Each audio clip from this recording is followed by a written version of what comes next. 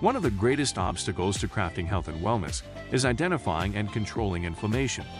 It's at the core of all complex and chronic diseases, and it's the driving mechanism that underlies the most common symptoms that people like you struggle to overcome. Join us as we explore cutting-edge science and research to give you the information and tools you need to create the quality of life you want and deserve. And now, here is the host of Inflammation Nation, Dr. Stephen Noseworthy.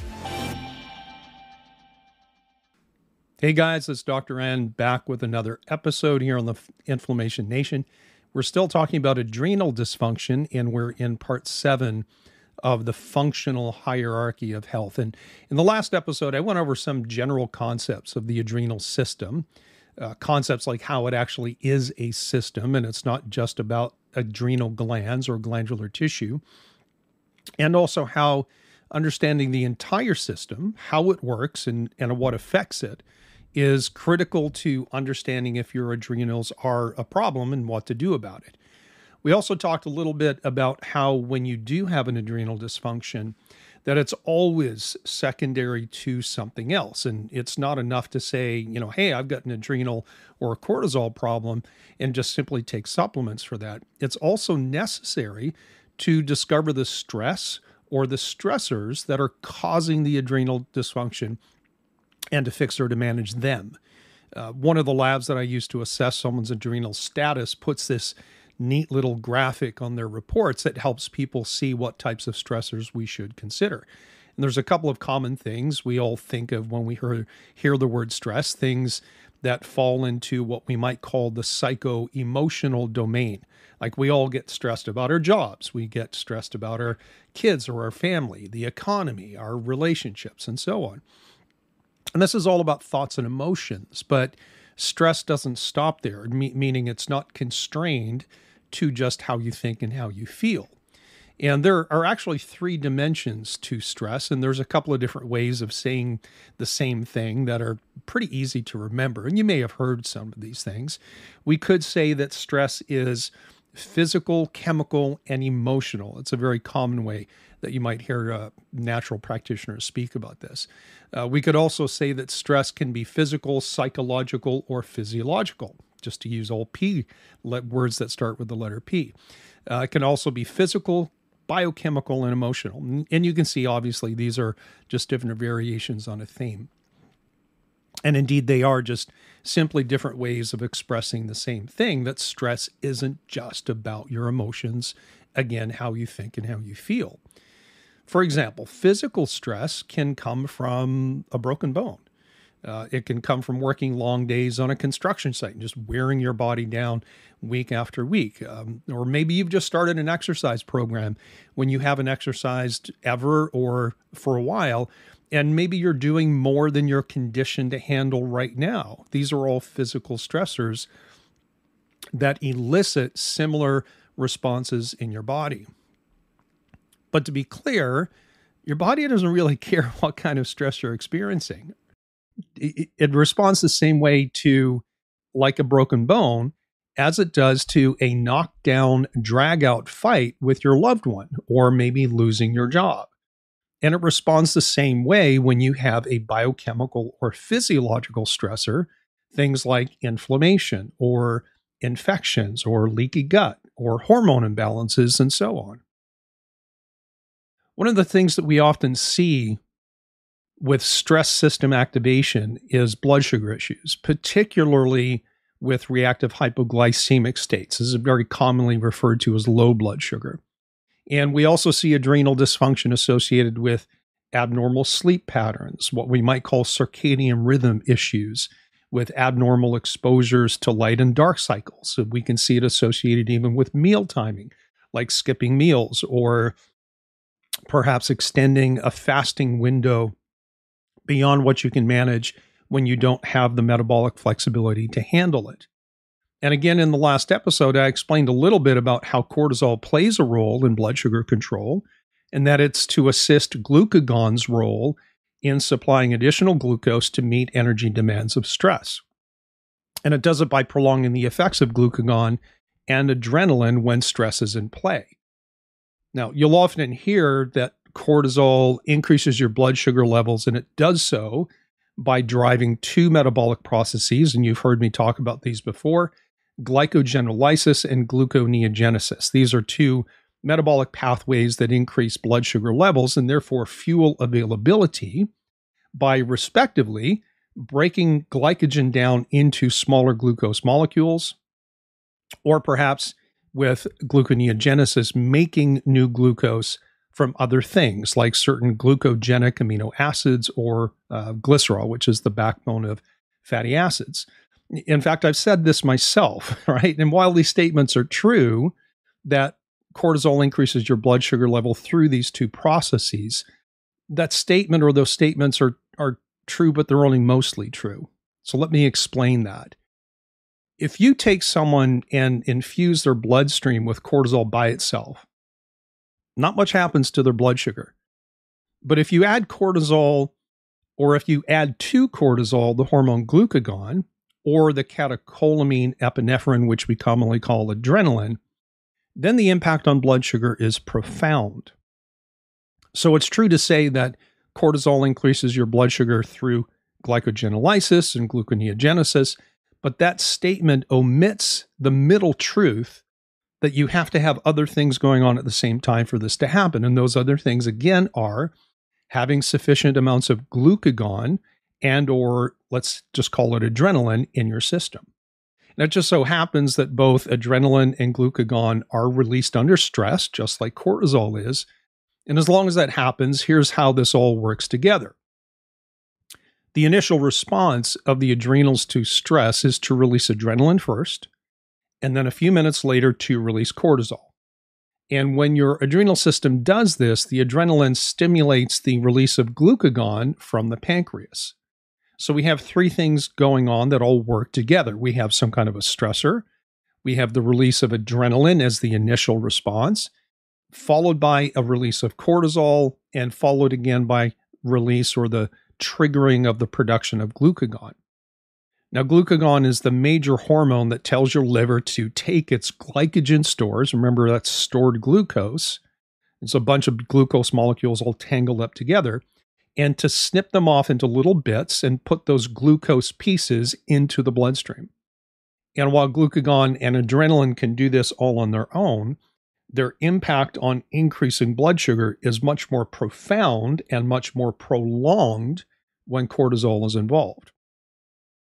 So it seems that the role of cortisol is not to increase blood sugar directly per se, but to amplify and prolong the action of other hormones that do all the heavy lifting. And that would be, again, adrenaline and glucagon. And like everything else in the human body, we see a complex interplay of different multiple factors working together to harmonize and optimize function. And so, yes, you should still believe that cortisol increases blood sugar during times of stress, but now you know more than most healthcare practitioners do about how this works. Maybe one of the most valuable things I can do for you right now is to outline the link between adrenal dysfunction, low blood sugar, anxiety, and insomnia. And this constellation of things is perhaps the most common way that adrenal dysfunction manifests itself. And it kind of looks something like this. Imagine someone who doesn't eat enough food throughout the day, or maybe they skip meals and they're not metabolically flexible. So periodically during the day, their blood sugar drops, which then causes the adrenals to kick in to try to help bring blood sugar back up again through the mechanisms that we just described. And imagine that someone has been like this for years and also has a family, and maybe they work a high-stress job that they don't really enjoy all that much anymore. Now, it used to be for this person in the early years that their blood sugar drop, when their blood sugar dropped, they would just get really hungry. Then they would eat and then the hunger would go away. But over the last few years, they find themselves getting hangry instead of hungry. You know what I mean by that? Meaning that when their blood sugar drops, they actually get cranky and their brain doesn't work too well. Now, since hunger no longer works, meaning the hunger signal doesn't kick in like it used to, they start using these hangry episodes to let them know when it's time to eat. Normally it would be, hey, it's time to eat. I get hungry. I know it's time to eat. But at some point that system shuts off and hunger signaling becomes very inefficient. And so someone gets hangry instead of hungry. And also imagine in the last few years that they started to have trouble waking up or having trouble waking up in the middle of the night. And maybe it just started with simply waking up, being a little bit restless, but being able to fall asleep again pretty quickly. But that progressed into waking up in a very alert state. Like, hey, I may as well get up and do some chores or pay the bills or whatever. And maybe that progressed even further to, I'm really awake and it takes me forever to fall asleep. But lately this person has realized that they're waking up and they feel like their heart is pounding out of their chest just a little bit, and they feel a little bit anxious. Now, this scenario might not necessarily be you, but I bet it describes something or maybe someone that you know. And this is usually a problem of how poor blood sugar control during the day and the night creates these nighttime waking events with a certain degree of adrenal activation. It can be a little bit complex, and to be honest, it usually takes me an hour or so to walk through all the mechanisms when I teach this to other doctors, but here it is in a nutshell. When you're awake and you're active during the day, you need to eat with a certain frequency to keep your blood sugar levels up and consistent with whatever your activities are during that day.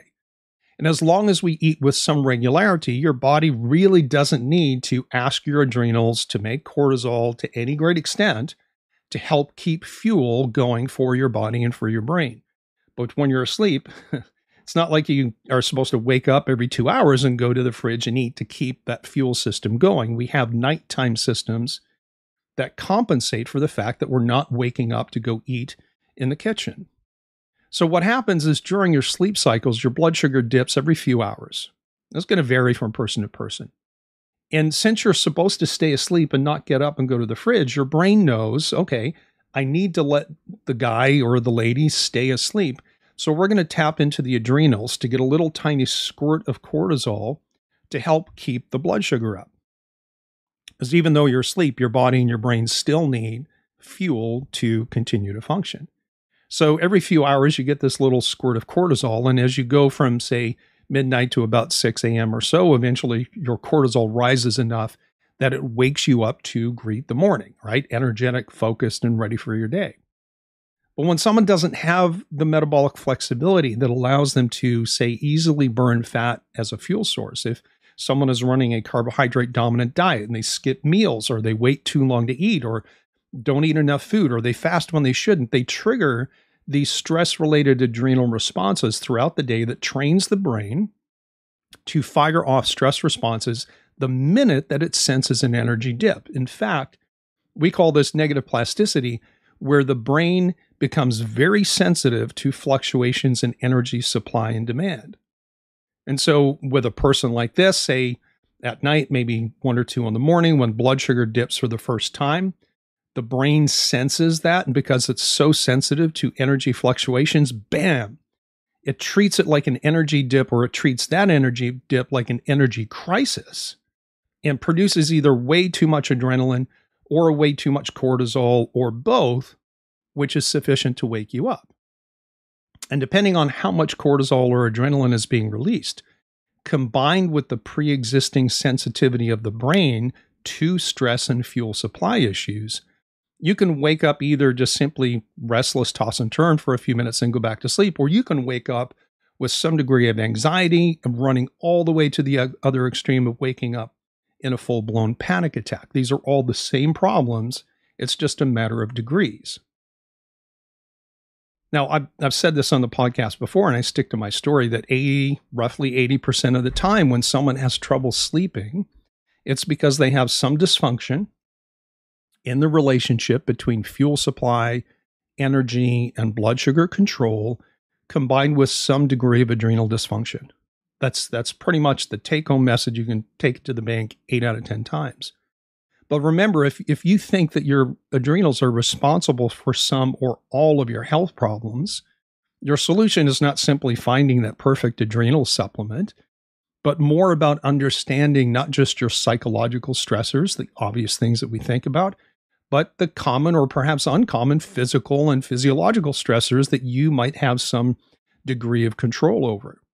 Now, I have a general rule when I work with clients one-on-one in this regard, is that at some point I want them to do an honest review of the controllable stressors in their lives and what they can change. And I would toss that over to you and have you ask yourself if there are stressors that you have control over that you can modify. And if you can, you must do that. But we all understand that life is not all under our control. And so we all have some measure of uncontrollable stressors as well. And so if you have stressors that you don't have control over, then you're really obligated to understand what your adrenal profile is, what it's doing, before you make any decisions about how to support that. Like, taking XYZ adrenal supplement, and there's a bajillion out there, and lots of people are selling adrenal supplements. So I'm going to cut it off here, but in the next podcast, we're going to talk about how to accurately test your adrenals, what to do with that once you have that information. And I'll share with you a way that you can get that test done without having to go see someone like me to make it happen for you. But before I go, can I ask you to show your support for the podcast by making sure that you subscribe to the podcast? Most of you are listening on Apple. The more subscribers we have, of course, as opposed to people who just simply listen without subscribing, moves us up on the ranking so others can discover the work that we do. So please take a moment, subscribe, hit that bell to get notified when new episodes drop. So we're going to call it a wrap for this episode. Just a reminder that this podcast is an extension of my private practice where I work one-on-one with people who have complex and chronic health issues. Most of my clients have seen many other doctors without much success, and many, but not all, have some form of autoimmune issue, whether that's Hashimoto's, that's the most common one, or some other variety. But whether you have a simple or a complex case, if your goal is to figure out the root cause of your complaints, and why you're starting to lose your quality of life, and if you're willing to do what it takes to get better, namely proper diagnostics, changing your diet, maybe lifestyle modification and supplementations that are personalized to you, then maybe you and I should talk. You can find a contact form on my website, which is drnoseworthy.com, or you can simply use the link that's in the contact information in the episode description.